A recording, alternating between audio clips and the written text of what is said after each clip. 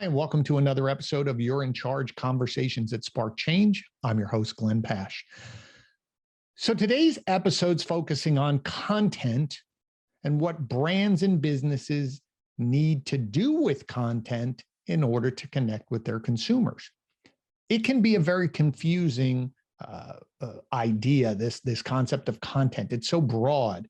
What does that mean? What messages should I be pushing out? What story am I trying to tell? What platforms should I be using? And more importantly, who in my company should be doing this?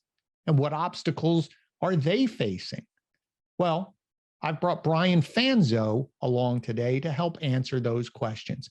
Brian Fanzo is a well-known speaker, content creator, and also consultant to some of the top companies, Fortune 500, Fortune 100 businesses, to help them understand the role of technology, where it fits in their company, how to leverage technology to tell their story, to connect with consumers so that they get the right message at the right time, so that they engage, not just now, but how do we hold on to those customers long-term and make an impression on them so that they don't think of doing business anywhere else except with your company.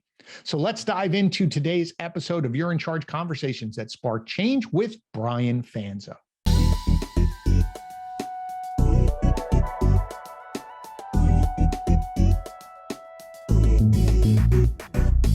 So Brian, thanks again for being here. I'm really excited to pick your brain about this idea of content. Now, when I first met you, you know, the idea or sort of your title was content creator, and you went in and helped businesses.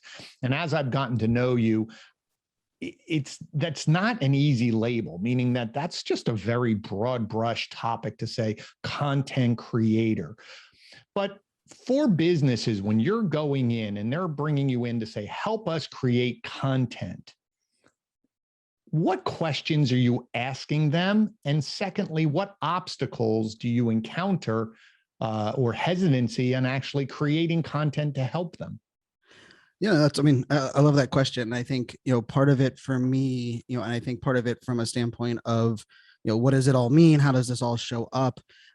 Is just the idea of, when I'm working, especially with a brand, if the brand's coming to me or how we're positioning it, a lot of it comes down to, what is the story you're currently telling your clients, like, and this can be online and offline, right? I think that's often like the misconception is that we only review or look at what's, online, but then kind of identifying what do you know that's currently working in, positioning your value proposition, understanding, being relatable with your clients as far as the things they're going through, and really trying to break down like the nuances of, in many cases, funny enough, I think in many cases for me, I'll go to the, sales team and say, hey, when you closed your best deal, what was the conversation you had? Where'd you have the conversation? What was the thing that you looked at as pushed, something over the edge?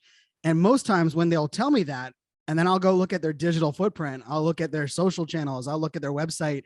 Maybe it's mentioned on like one page on a blog post or even like on the about page, but it's not something that is kind of a thread across their entire content. And then the other one is sometimes when we look at it, like there's just a lot of noise, a lot of content. I think for me, this is where, content is king. We've heard that, phrase for a while. And I think what had happened was we just started, sending email newsletters, writing blogs, doing video, just because someone told us we had to. And not only do we get lost in that, but our customers are kind of confused on what does that all mean? Why are we talking about that? What, and even they're unsubscribing, and we're doing some of those things. And so for me, part of that is like, how do we take that story and get it in front of the right audience? But I think the magic part of this is at the right time. Right. Like I think most companies can understand the right content. They most can understand who the right audience is, but that right time feature is like the one that can get a little bit, it takes a little bit of work. It takes a lot of, trial and error. It takes a lot of, everything from, podcast to a YouTube video. I think a lot of times we look at it as the hard part is the content creation. Right. And I think the hard part, and this is where I think the biggest hurdle is for most brands that I work with, is the actual getting in front of the right audience at the right time.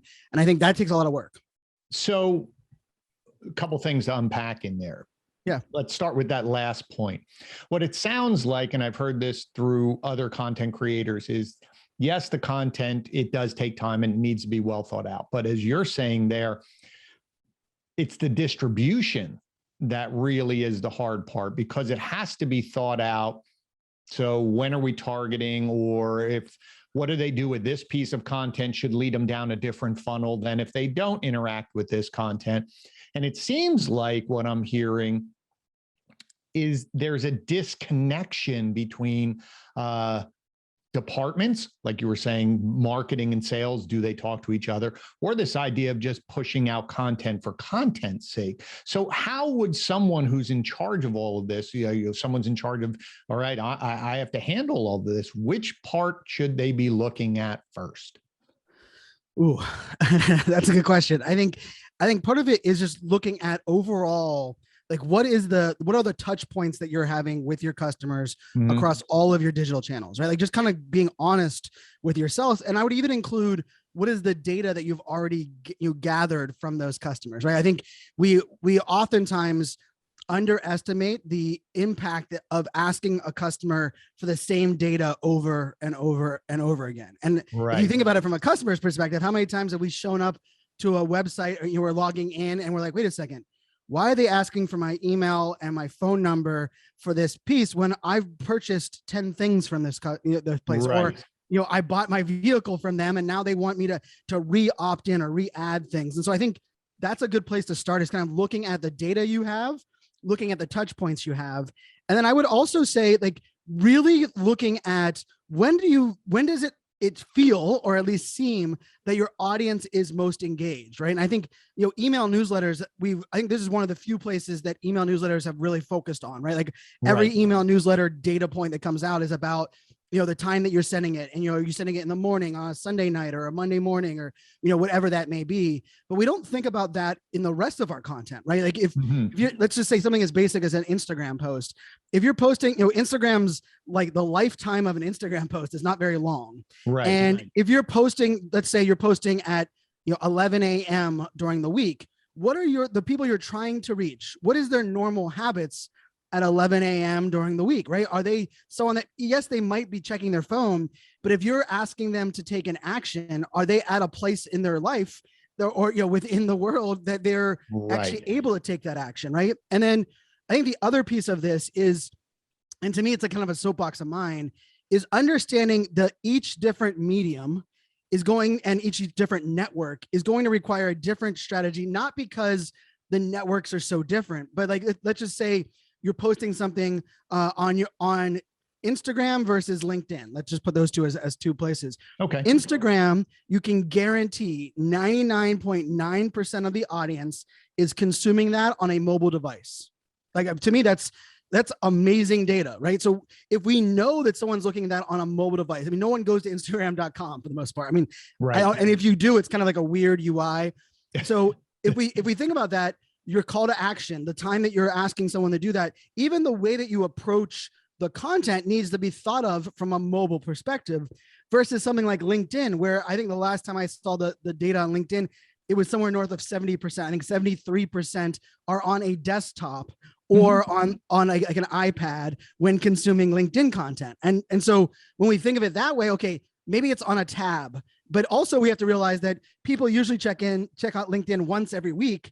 People check Instagram 5 times a day, right? Like, So these little nuances, I think, are extremely important. And I do believe you can take one piece of great content and position it on both channels and find value, but you have to understand those nuances, or, because we hear this a lot about, well, you can repost it, just put a different caption or, change something. I don't think it's about the caption or the photo, or like, I actually do believe it's about understanding the unique aspects of each one of those mediums, like, mobile device versus non-mobile device, or, hey, I know that people are checking, like, for me, like, one of the things that I work, especially from a personal brand perspective, is I tell people to turn on their notifications for LinkedIn 100%, because for a lot of people, when you get a comment on LinkedIn, the next time, like, if you reply to that comment a day later, the person that commented might not check into LinkedIn again for another week.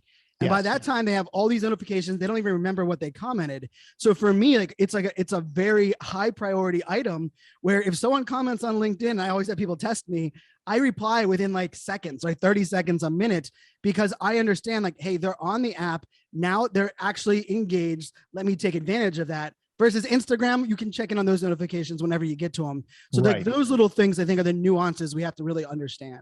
And that was a great tip. I learned that one from you because I had turned off all of my notifications because it was just blowing up my phone, except when you and I were talking about that and you said LinkedIn, we may check it a lot, right? We may, but most people don't. They come in every once in a while, once a week. High users don't get overwhelmed or dissuaded by your circle of friends that are high users of this. That doesn't mean everyone's using this. So I always thought that was a great point. And to your point of this idea of making sure that content fits the platform. But going back to what you had said earlier, and I don't want to skip it, it's this idea of the story that you're telling, starting with looking at what's working. I think the problem with a lot of content when someone comes in, they think everything's wrong and we have to change everything versus someone saying, well, let's audit what we're doing. Let's take a breath. Do you even know what you should be looking at it, auditing it, and then making a plan. And you mentioned that. So is that part of one of the things that you do first, is going in and auditing before we start making changes? Without question. And funny enough, most people, when they're, one of the things that surprises when they start working with me is I often have them stop doing more things than I have them start doing. Like most people are assuming like I'm going to come in and they're like, oh gosh, we're going to have to do video, we're going to have to do stories. And more often than not, I'll be like, I'm not sure why we're doing that. And if we don't understand it and we don't understand if it's working or not, let's pause that just for the moment so we can examine. And I would also argue, like, for a lot of us, I think that not only is the audit in the sense of what's working, what's not working, but like what is the attention and the expectations that we're putting on our audience. And I think that within the audience, understanding like, wow, we're asking them to do a lot of things without us realizing how many things we're asking them to do. Just so explain that, because does it mean that certain types of content you shouldn't be asking them to do something? It's more of just an awareness. Walk me through that, because I think that's really an important topic. I want to breeze through. Yeah, no. So everything from, if we're sending 3 emails a week, right? We're now showing up in their inbox 3 times, and not only asking them to open it, and even if they're not opening it, we're also asking them to give us the headway to not unsubscribe if one of those emails is not of value, right? And then even if we think of it from that side where you were going on the, like, hey, where other touch points? It's not that we should be doing less of them. We should just be hyper aware of what those things we are asking, because sometimes creating content from a pure educational perspective where we're not asking the audience to do anything can be the best element to set us up for the ask, right? And I think for a lot of brands, for a lot of leaders, it's like every 3 posts, 3 posts in a row are, we have a new book coming out, or we're launching a new podcast, or did you know we have a new sale going on? Rather than coming out and saying, did you know, October is this month and it's awareness month, and these are 2 things you can do to make your lives easier, right? Like, where our ask is not us asking, it's actually us helping. And I think that understanding that across the nuance across the board is important. And I think on top of that, the other piece of this, when we're looking at like from an audit, from a touch point, from where things are going, we also hear a lot about like the life cycle of a customer or a client, and those pieces that are there. But we also have to recognize that if a lot of the things that are happening online today are happening within what they call dark social, right? And dark social, for the standpoint of, it's just social interactions that we can't track, right? So it's someone that sees something in their Facebook post, they click the button share, and they take the link and they send it to you via text message, or they Facebook message you it, or they put it in an email and email you the link and say, check out this post. Did you see this? Well, so that technically is that social post is working, but for us that, marketers that are trying to track that, there is no way for us to know that link came from this Facebook post that someone shared via email. And so sometimes I think we will over calculate, like, oh, that post only got 5 views. but we have to like look at like, and this I think also comes back to asking our customers, doing a little reverse engineering. Like I think, when you have a really happy customer, one of the things we can take advantage of is, hey, I would love to know, like, what were the things that led up to your purchase decision that really helped you really see the light and make that final decision? Because we would love to learn more about that, right? Like going to them, because I think it's funny for me, like I just speaking for myself, I know that like, Delta Airlines is really good at this in like a weird way. Like Delta will, like, they'll see I'll buy 3 airplane tickets in like a 2-day period. They'll send me a survey, and within the survey it says, Brian, we know you're a frequent flyer, but we noticed you bought 3 tickets in a short period of time. Was there something? And, and they'll have their list, like their giveaway, their Instagram post, their reminder. And for me, it's always like, I like jump at the opportunity to share that feedback. Right, and I think that's one of the ones that we have to kind of look at. And even looking at your sales team and saying, for most time, sales team will know, like, oh, well, that person, I've been going and engaging with them. I've been following up with email for weeks upon weeks. Okay, well, which one of those emails finally pushed them over the edge, or was it just a timing issue? And I think the more we're willing to kind of break things down there, the easier content creation becomes. Yeah. And I think that's a wonderful point, what you said about sales and marketing. For some reason, in a lot of organizations, they are either so separated or in some ways adversarial. Right. Yes. Sales is going, hey, marketing, where are my leads? I got to call people. And marketing is saying, sales, you don't even use the things that I'm giving you. But to your point is, if you sat with your salespeople and said, not even what one of them is, like you're saying, what tipped them over, what got their attention, but more importantly, the ones who didn't buy from you, what are their hesitations? What are their problems? What are their things that they're struggling with, which then can be content to address or, find, as you said, an educational piece potentially to say, hey, here's an article for these people. And you're seen as someone who's serving your customers versus just chasing them for a sale. Yeah, and especially from the standpoint of, we know word of mouth marketing is so powerful. And I think in many cases, we don't look at this person wasn't ready to buy from us, but if we empower them so well that they can talk about us to others, I think we leave a little bit on the table. And especially, I look at that, especially in the digital space, where someone looked at something and was like, man, that I don't have the space for that right now. I'm not, and I mean, it sounds like an extreme, but like a Peloton bike, right? Which is very interesting. I did a year and a half ago, I did a lot of research on figuring out if I wanted to get work from home, workout at home or workout in the gym. Right. And after a lot of research, I realized the Peloton, I didn't have enough time or space or understanding of, okay, I'm not gonna get the Peloton right now, but I will tell you, about 10 times I went to people and like, oh my goodness, you have to get the Peloton bike because of this, and this. I didn't even own it yet, right? And a year and a half later, I ended up buying one because things in my world kind of aligned for that. But I was doing word of mouth marketing for them before I was even owning their product. And part of that was because when they followed up on their email stream, even some of the content they put in my feed, it wasn't about getting me to buy it. It was about the experience that is continuing to exist there and that they'll be there whenever I'm there. And all of a sudden I was like, well, now I'm not feeling pressure. Right. And I'm believing in what they're actually putting out there versus feeling like I didn't get the email like 10 days later, 30 days later, like, why didn't you buy this? Why didn't you buy this? It was more of like, hey, did you know in our community, we also have guides for people to help from accountability. And we have a health and nutritionist, piece that we can have. So I think that educational and like understanding that even if someone's not the customer at that moment, they could ultimately do the marketing for you. Yeah. And I think that's, you mentioned it a few times. I think some of the more successful companies and even clients of mine, they're pivoting to having more conversations about the experience of doing business with them versus just their product, because a lot of them are selling similar products that other other businesses can sell. So it's really doubling down on, why should you do business with us? Here's how it's going to be. Here's how we're going to be there for you after purchase.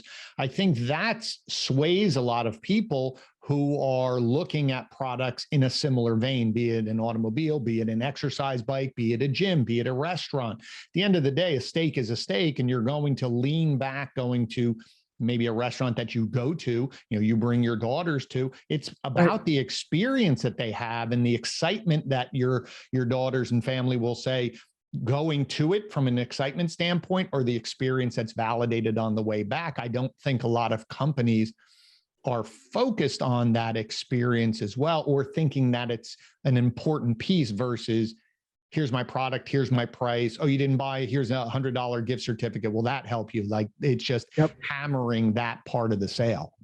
Yeah. And I think, and how do you create content around that, right? That experience, right? There's a new brewery that opened up by my house, and I was laughing because part of the reason I went there was, when a new brewery pops up for me, it's like, well, I hope the beer is gonna be good, right? You don't ever really know. And the photos and the video that they posted on their feed of walking like in and out of the restaurant area and like down the corridor, and they had like this like DJ stand, but it's a family friendly where there's like board games. I remember that I was going to go to the restaurant. I was going to my favorite brewery, which is down the street. And I immediately was like, you know what? I'm more in the mood for that. And as much as their beer might be the thing that they think is the reason that I'm going there, and I'm a beer fan, it was 100% their ability to document that experience, right? It wasn't, every brewery says, hey, we're a fun place to go. They'll take like one stock photo of like the area where you're sitting. But I remember this coming into my feed multiple times.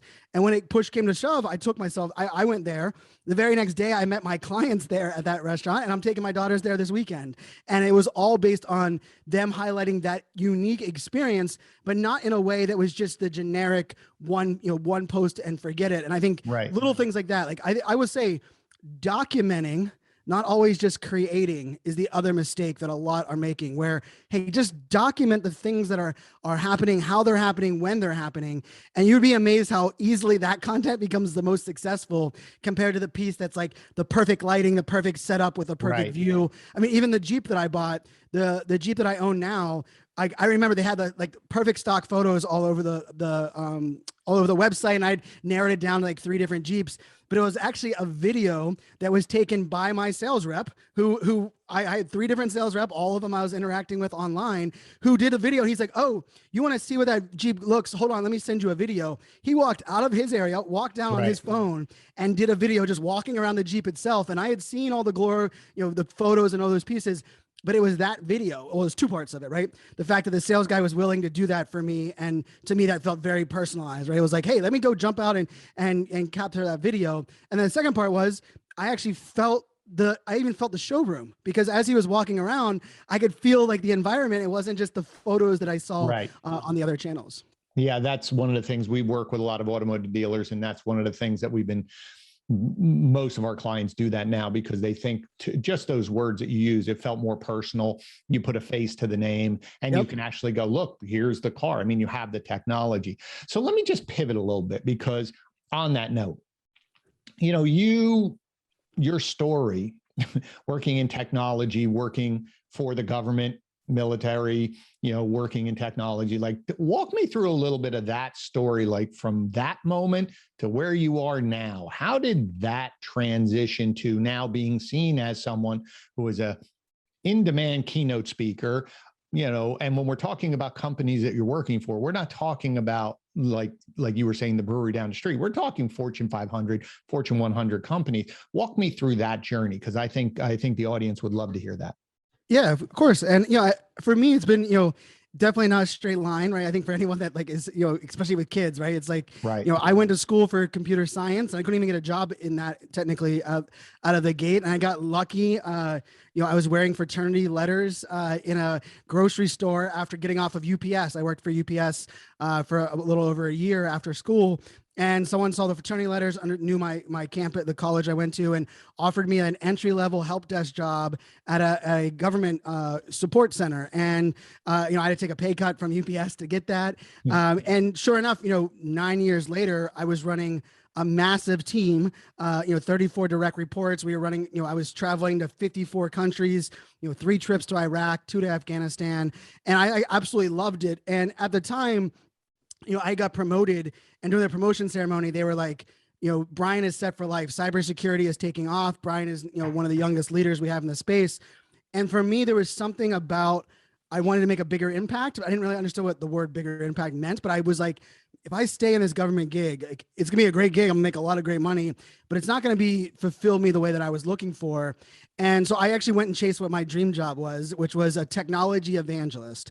So if anyone's familiar with Guy Kawasaki and the Apple story, he was the evangelist for Steve Jobs. He was Steve Jobs' right-hand man. And so when long before the iPhone, long before the MacBook, when Apple was trying to compete with Windows, his job was to really just build a cult following around people that wanted to talk about this, this machine that didn't have a right click button, right? Like the early Mac mouse, had no right click. And I always thought that was a cool job because it could be, you were helping, you were inspiring, you were bringing community together, but I didn't have to sell or market. Like that was actually which is funny where I'm at now. Right. Because I was like, oh, I don't have to sell or market. Like sounds like a dream job.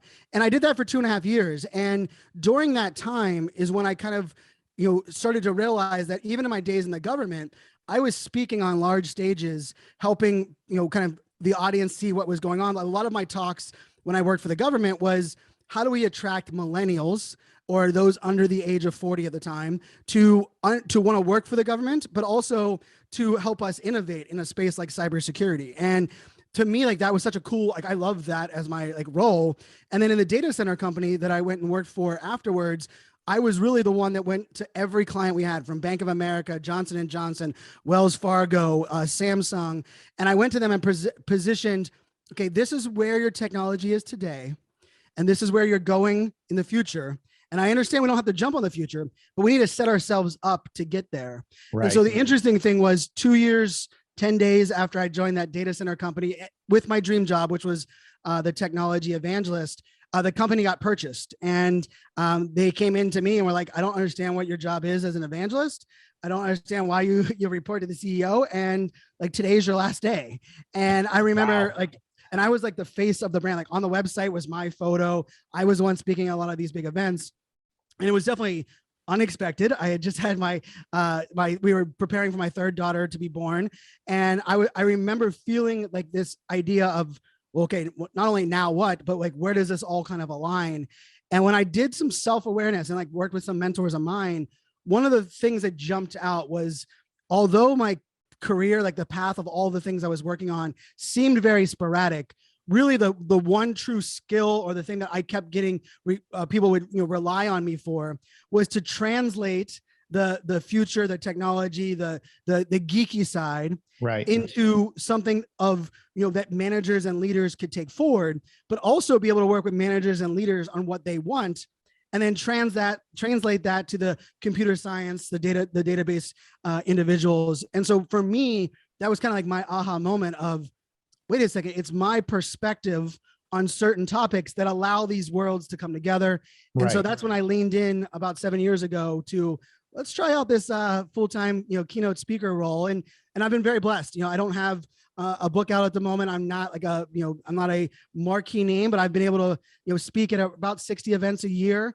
I've been to 74 countries, and I get, a lot of the brands I work with, and even now I'm getting a lot of my old government work is kind of coming full circle, because they're coming back to me now and being like, Brian, where are we going with the future of digital, and what is the role of something like this creator economy? And then I have brands like IBM, Dell, Samsung, SAP, even B2C. I go UFC, Applebee's.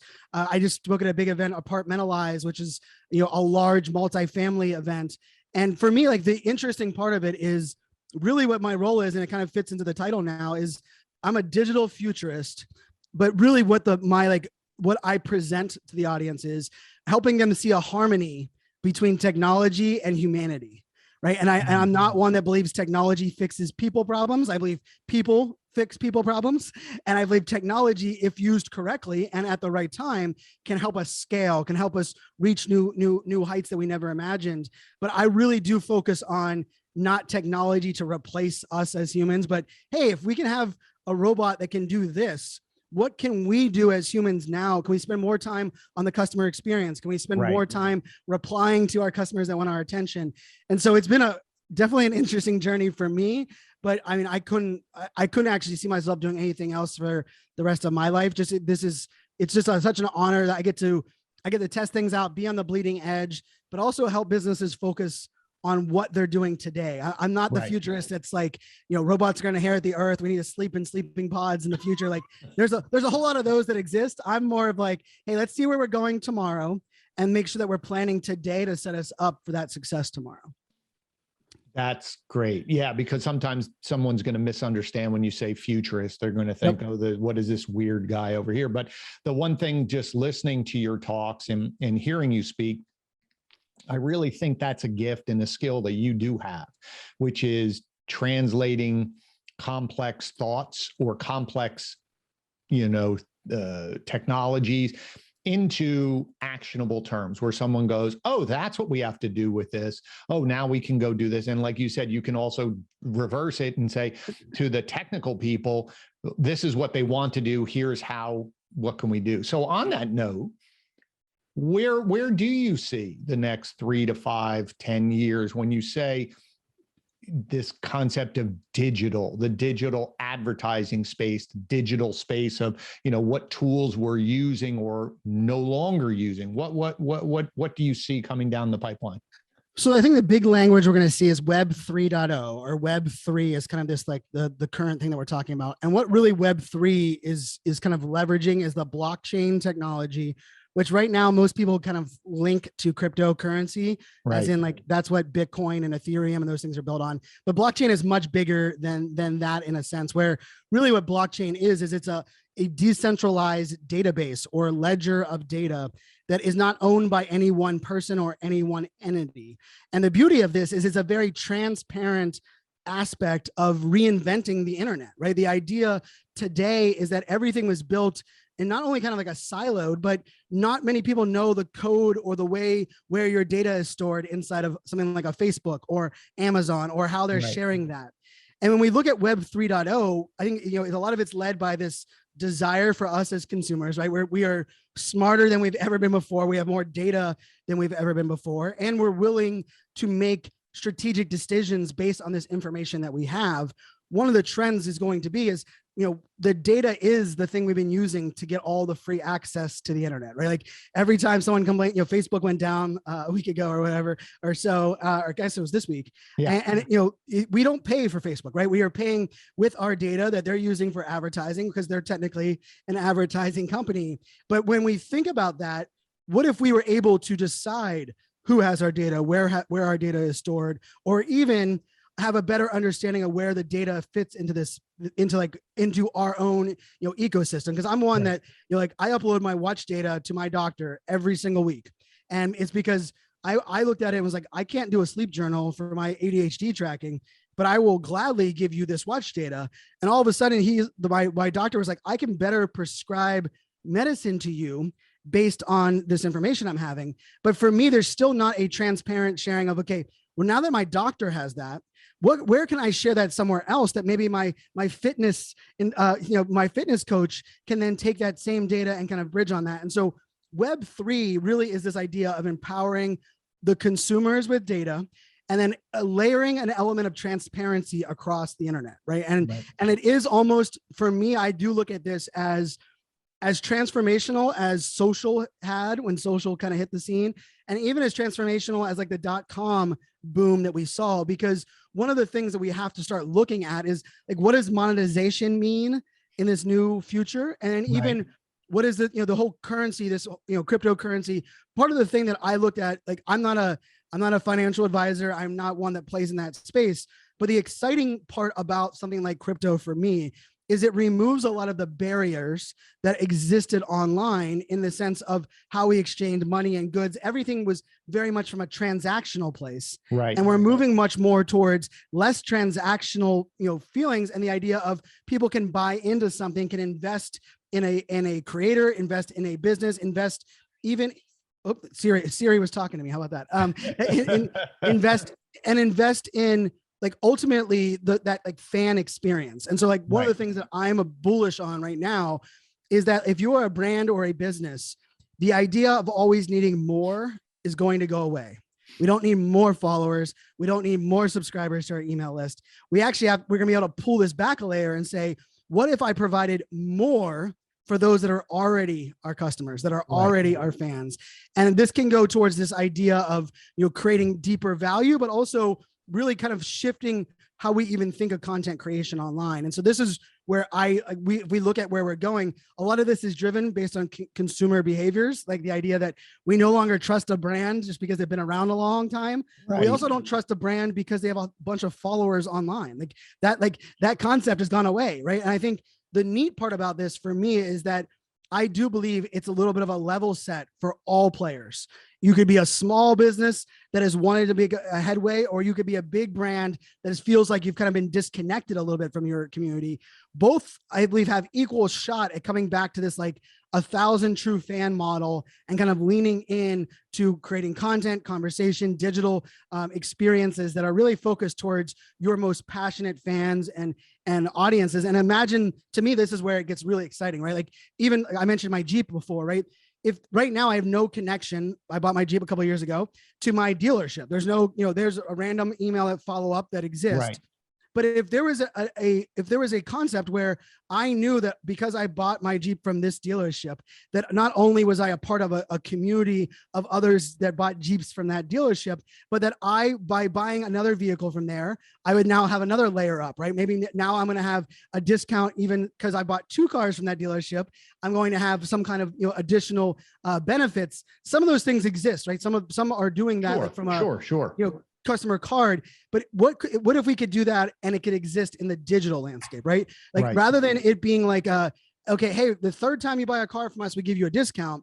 It's how do we empower everyone that's bought 2 cars from us to feel like they have exclusivity with us that they don't get anywhere else? Because a lot of our customers right now, a lot of us in the digital space, we're craving that. We want people to acknowledge that we exist, and we love exclusivity. And I think that is just like the true basis of what we can do online.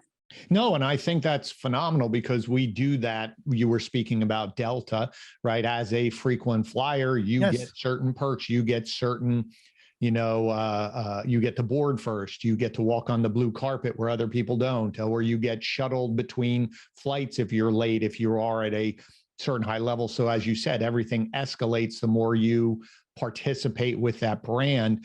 I think more brands who are starting out today are thinking that, and that's a way that they, as a new brand, to treat those customers first out of the gate and appreciate them right out versus someone who's a legacy brand who potentially can be looking at it and saying, well, we've been successful doing it this way. Why do we have to change?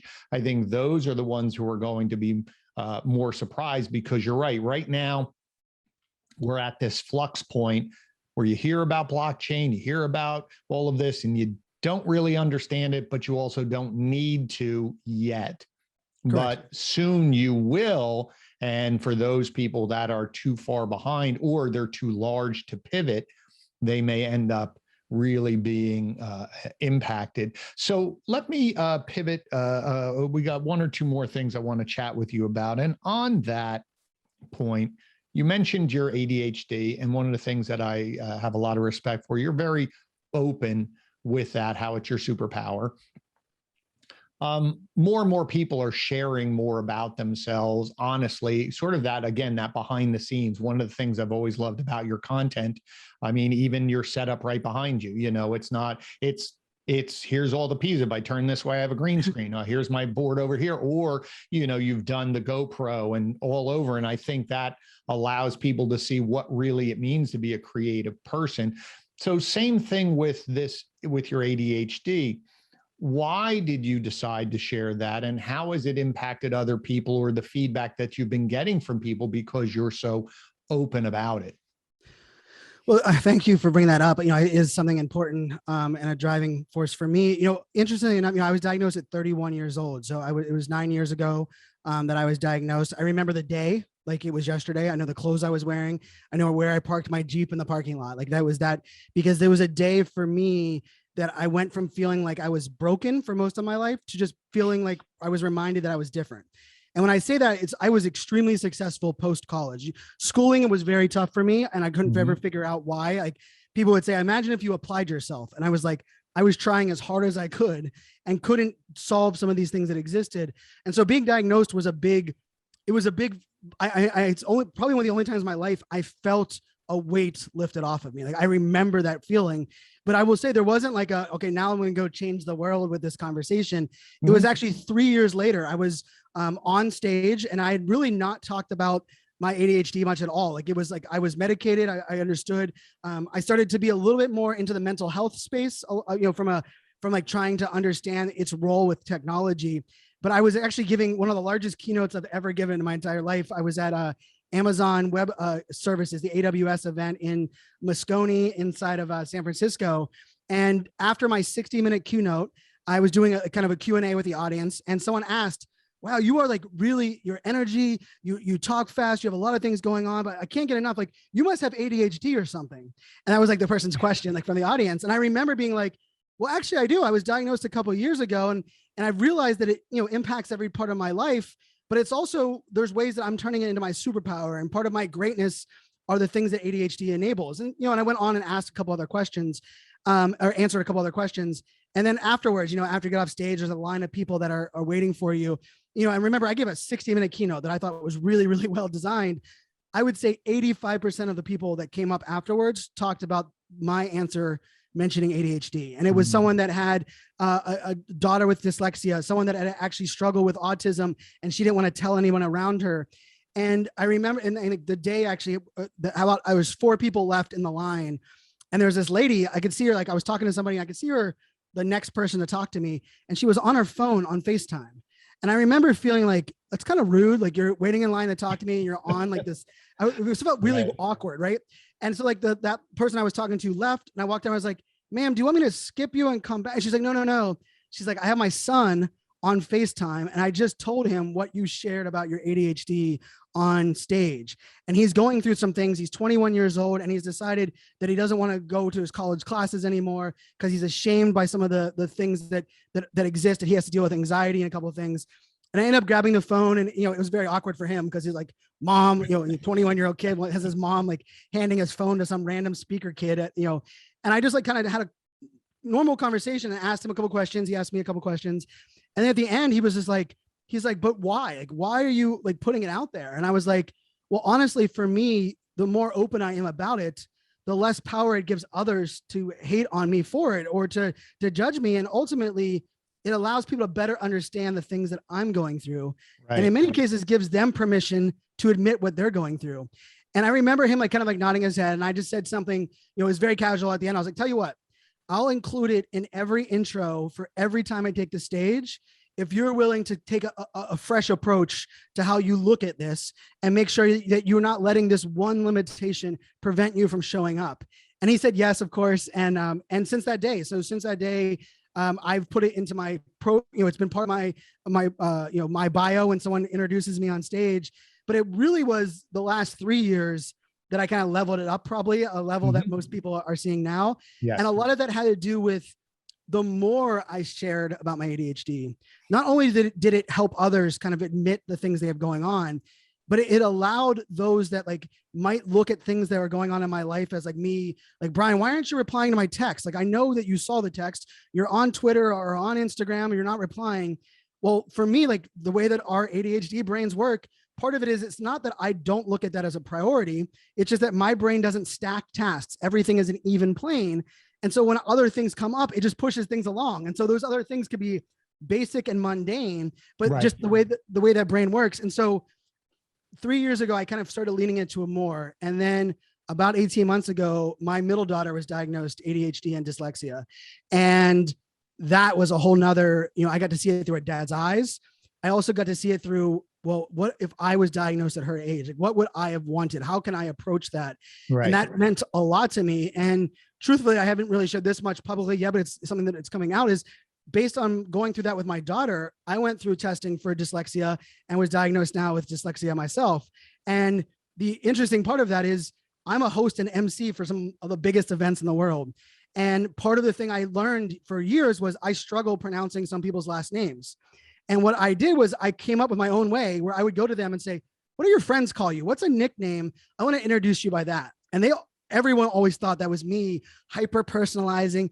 Well, right. Really, it was me covering for something that I struggled with, right? It was a coping mechanism that like everyone I introduced, I always, use a slang or their nickname, because then I didn't have to mess up their last name. And so that interesting part of that for me and where we're at today, and I think the pandemic taught us this more than anything else, right? Like nobody, no matter what your job title is, no matter how much money you make for a living, it's not going to stop your kid from walking behind your Zoom call, right? It's not going to, like the human condition that exists around it. Like we all have those things that are going on. And so I think the beauty where we're at right now and where like the ADHD shows up for me was that I don't need people to stop or to change everything to work with me. But if they understand how I work best and I understand how you work best, and we can meet in the middle, I believe that's how we can all look at, all of the things in our lives. Like my main focus for it now is I want everyone to look at their vulnerabilities that they have and shift their mindset, rather than thinking of it as a vulnerability, think of it, what things does that vulnerability empower that only I can do?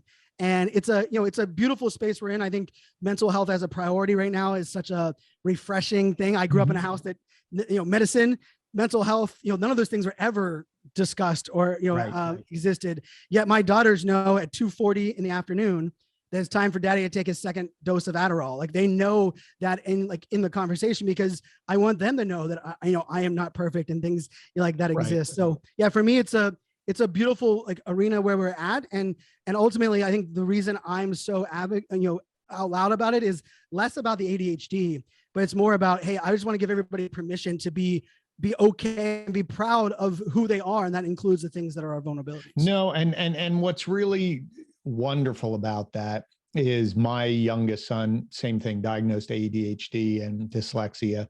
And he's doing fine, but once you unlock that, then all of a sudden they go, oh. And my oldest one we tested, because once we tested the youngest one for dyslexia, we noticed the older one was having, and all of a sudden, and what I loved about what you said, it made sense. All of a sudden you realized why you struggled.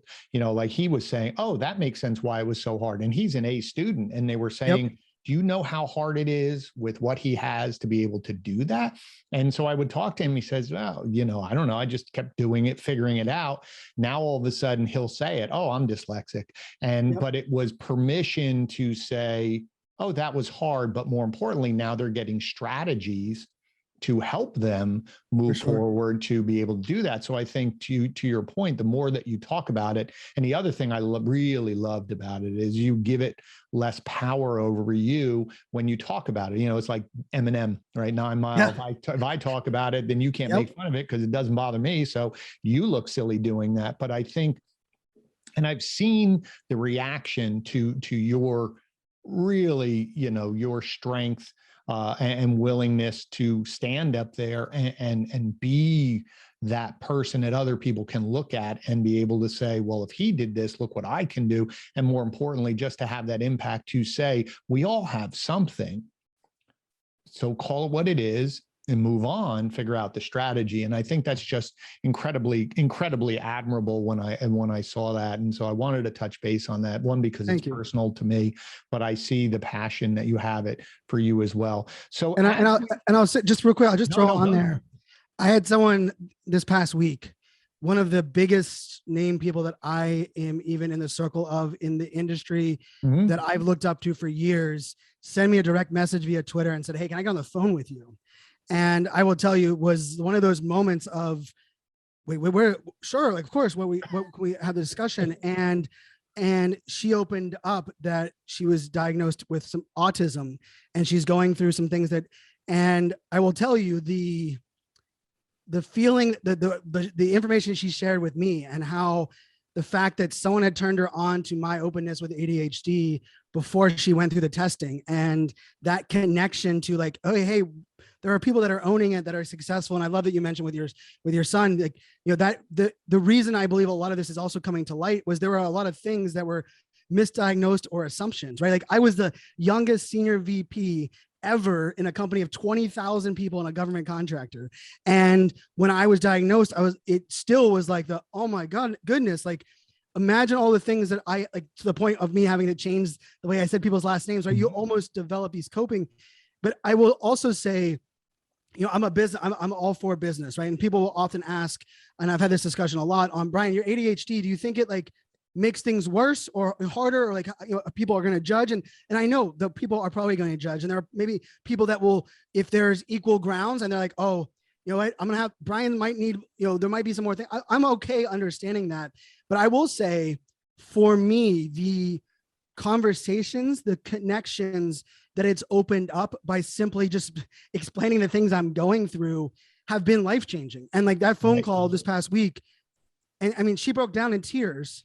And this is someone that I hold on like the highest of all high pedestals. And we're gonna do the story together. She wants me to we're gonna do a piece of content together on it. Mm-hmm. But for me, it was, I even told her at the end, I was like, I won't tell anyone that you called or that this conversation happened. Like, I want you to go on your own journey. She's like, no. She's like, don't mention my name yet until we put out a piece of content on it and like make something on it. But she's like, no, that you've changed the way that I'm even going through this to understand the way to look at it.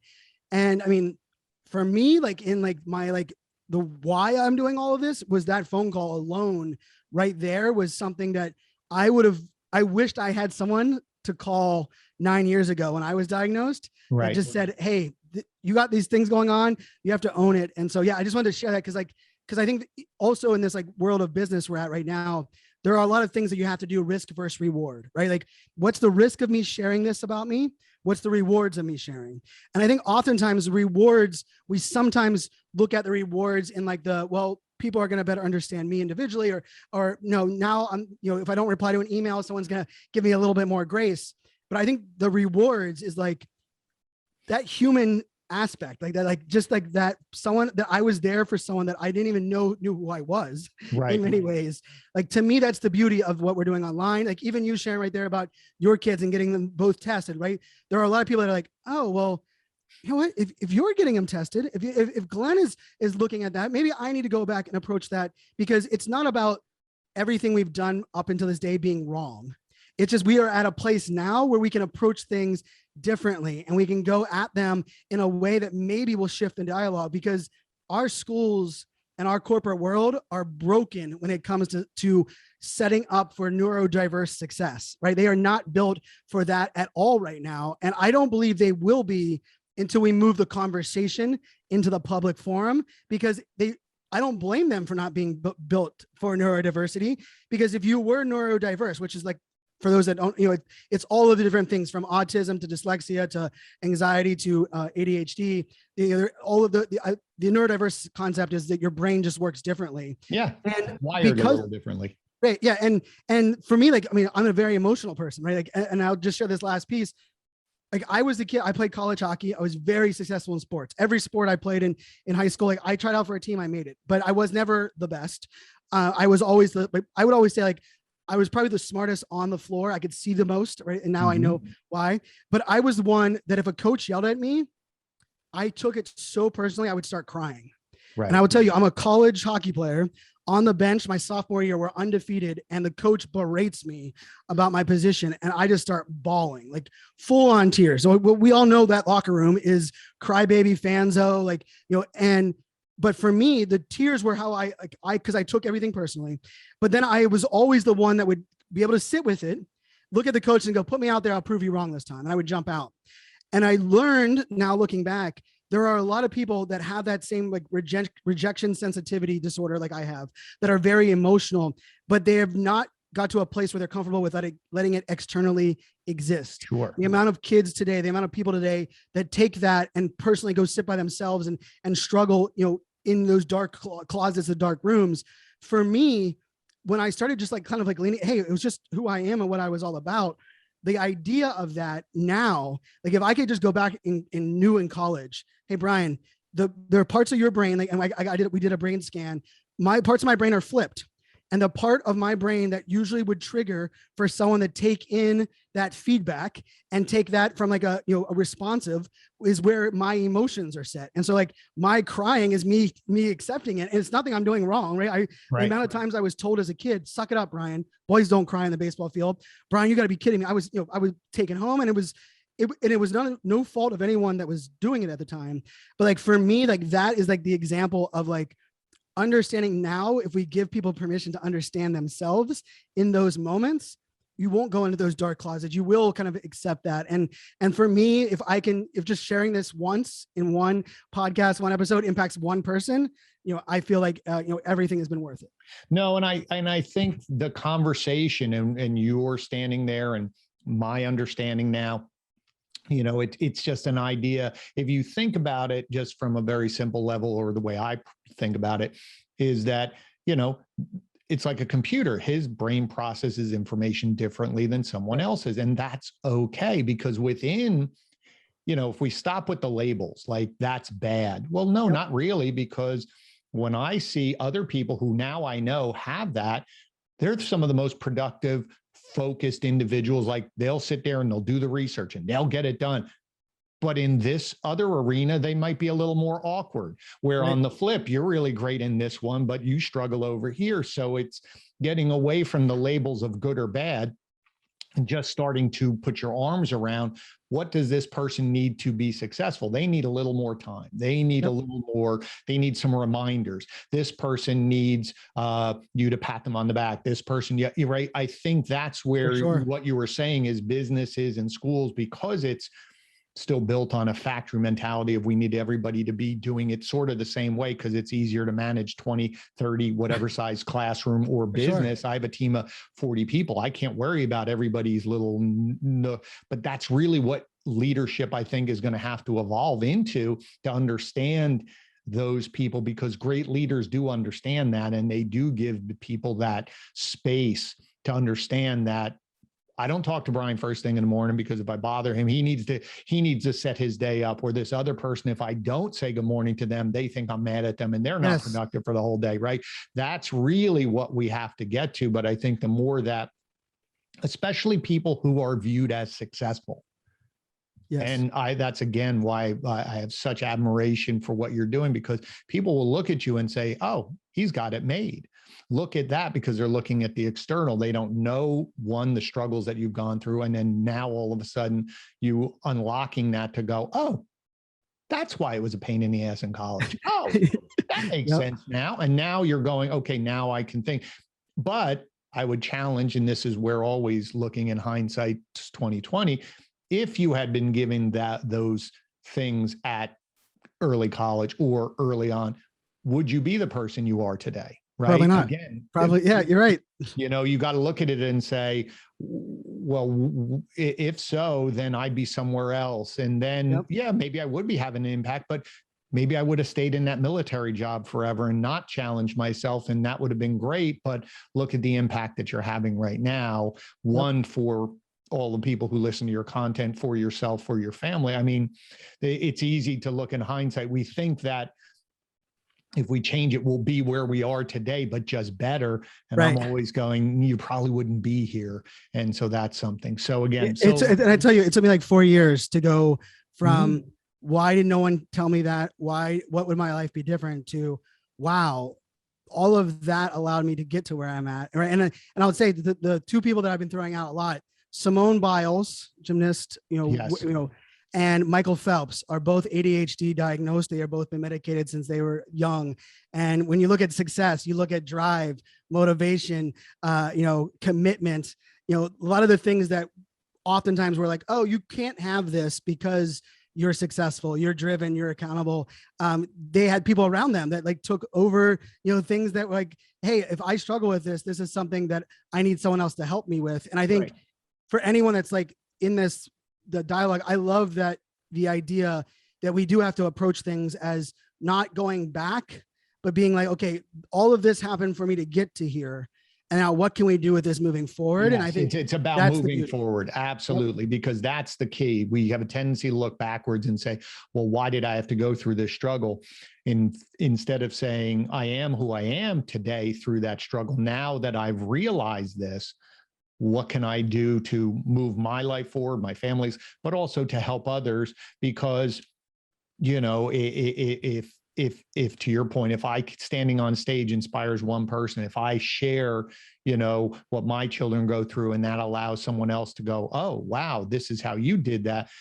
I mean, I think that's where we have a responsibility to share that message out, especially if we're in a position as you are, standing on stages in front of people.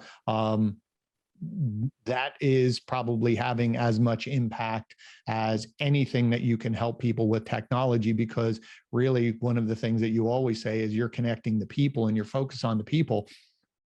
You know, it could be, hey, folks, one of the other things as a company you got to focus on is focusing on your people in this way. I mean, it's really amazing. So, all right. So first off, I want to thank you for this. At the end of every episode, I usually just ask 5 or 6 questions. I call them the one, meaning first thing that pops in your head. We like to get some more behind the scenes. So don't overthink this. So first thing would be, I know you talked about beer and I know you love Pittsburgh, but what's the one food that is just your go-to, I love it all the time?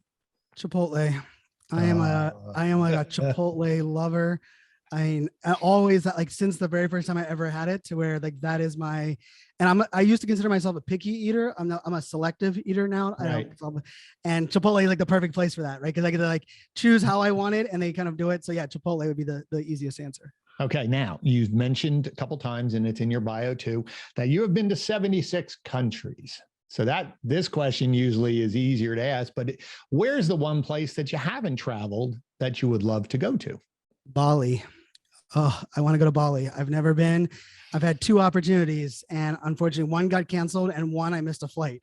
And so Bali would be number 1 without question. All right, companies in Bali, we got to get Brian down there to speak and help you out there. What's the book or something you're listening to or something that's inspiring you right now that you'd like to share with other people? Well, we're on a podcast, so I'll mention, my current favorite podcast, it's been my favorite for a little while now, is Armchair Expert with Dax Shepard.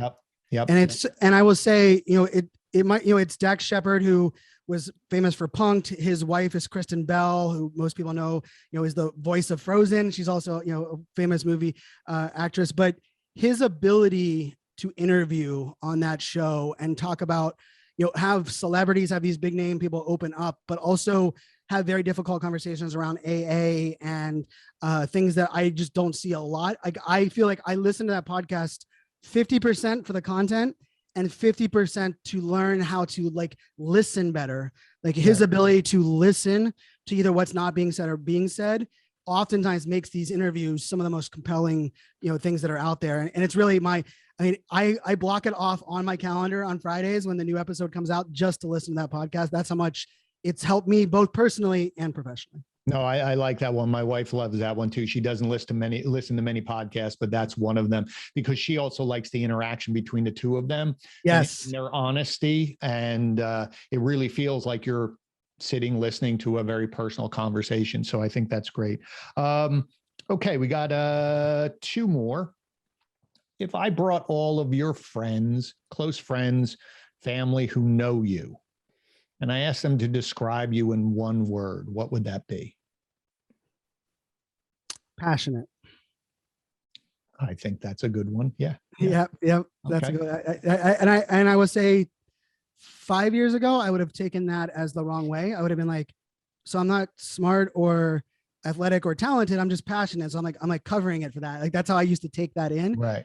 And I had to really re-examine like that word and understand the piece of it. So even it's saying that, like, to me, it's kind of like it's also like how we have to like approach how people look at us, because I wake up happy, go to bed happy. I kind of live this way. And I'm blessed if that, it kind of shines its light.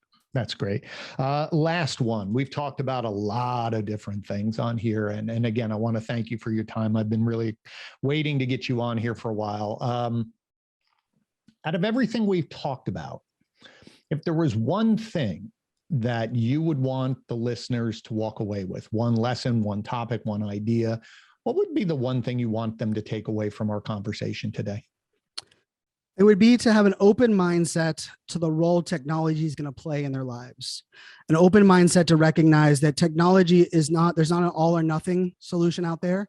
No technology no innovation in the history of time has been able to like fix bad people from doing bad things with it, right? Even the light bulb, the idea of like the light bulb and how it could be used for evil. And I think we oftentimes will look at technology and in many cases hate it because we don't understand it or we're not willing to change. And I would just challenge us. I believe there are a lot of things happening in the world around us in the technology landscape that are going to give us abilities to feel free, to feel like we can, open these new doors into like our lives and the things that's possible. But really it comes down to, you have to first have a mindset to where, hey, let's see what role that this technology can play in my life. And it doesn't mean that every technology is going to work, or every technology is going to fit, or it's the best at that time.